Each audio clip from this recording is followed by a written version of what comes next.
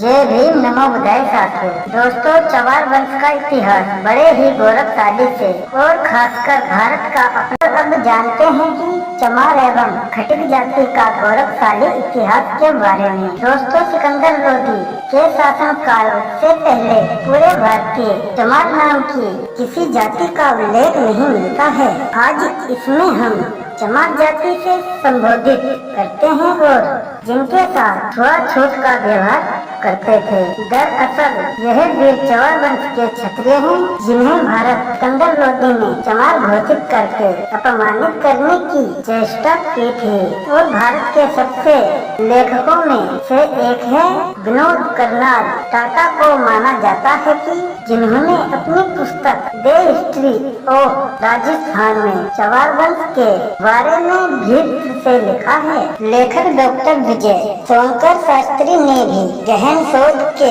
स्वर्णिम अतीत को विस्तार से बताने वाली पुस्तक राजवंशीय इतिहास अनुशासन पूर्व में भी इस राजवंश का उल्लेख है। डॉक्टर शास्त्री के अनुसार प्राचीन काल में तो चमार कोई शब्द था और न ही इस नाम की कोई जाति थी। लेखिका डॉक्टर अमीदा खातून लिखती हैं, मध्यकालीन इस्लामी शासन से पूर्व भारत में चर्म एवं सफाई कर्म के लिए किसी भी विशेष जाति का एक भी उल्लेख नहीं मिलता है। हिंदू चमड़े को निषिद्ध वे है समझते थे, लेकिन भारत में मुस्लिम शासकों के आने के बाद उत्पादन के भारी प्रयास किए गए थे। डॉक्टर विजय सोनकर शास्त्री के अनुसार तुरंत आक्रमणों के काल में राजा चवर सेन का शासन भारत के पश्चिम भाग में था और कहीं प्राप्ति राज चबरसेन थे। इस क्षत्रिय वंश के राजा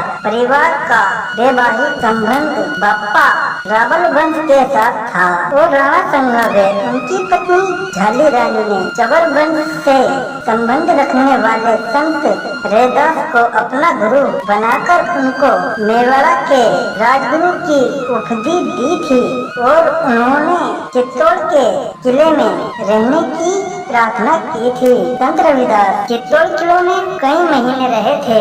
उनके महान व्यक्ति एवं उपदेशों से प्रभावित होकर बड़ी ही संख्या में लोगों ने उन्हें अपना गुरु माना और उसके अनुयायी बनने उसी का परिणाम है। आज भी विशेषकर पश्चिम भारत में बड़ी संख्या और रविदासी हैं। राजस्थान में चमार जाति का बर्ताव आज भी लगभग राजपूतों जैसा ही है और लंबा घूंघट रखती हैं। आदमी ज्यादातर मूछे और पगड़ी रखते हैं। संत रविदास की प्रसिद्धि बढ़ने लगी कि इस्लामिक शासन घबरा गया। सिकंदर लोदी ने मुल्ला सदना फकीर को संत रविदास को मुसलमान बनने के लिए भेजा। वह जानता था कि यदि रविदास इस्लाम स्वीकार कर लेता है तो भारत में बहुत बड़ी संख्या में माता बलि हो जाएंगे, लेकिन उसकी सोच धरी ही की धरी रह गई। मुल्ला सदना फकीर शास्त्र में पर जाति हो कोई उत्तर नहीं दे सकता और न ही उनकी भक्ति से प्रभावित होकर अपना नाम रामदास रखकर उसका भक्त हिंदू हो गया। दोनों संत मिलकर हिंदू धर्म में प्रचार में लग गए, जिसके फलस्वरूप सिकंदर लोदी आग बबूला हो उठ गए एवं उन्होंने संत रैदास को कैद कर लिया और इनके अनुयायियों को चमार यानी अछूत चमार घोषित कर दिया। अगर दोस्तों यह जानकारी आप लोगों को अच्छी लगे तो हमें कमेंट करके जरूर बताइएगा। जय भीम जय भारत। मिलते हैं नेक्स्ट वीडियो।